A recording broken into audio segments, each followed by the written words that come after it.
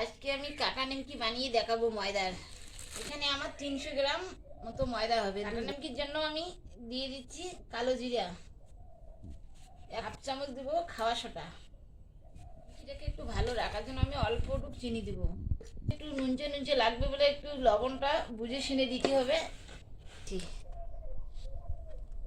এইভাবে দেখবেন, যদি মুঠো হয় তাহলে বুঝবেন।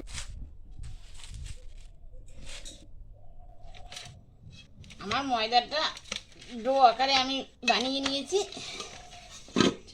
রোল করব কিভাবে সেটা থাকবেন। যত আস্তে আস্তে করবেন তত রোলটা ভালো হবে আর কি।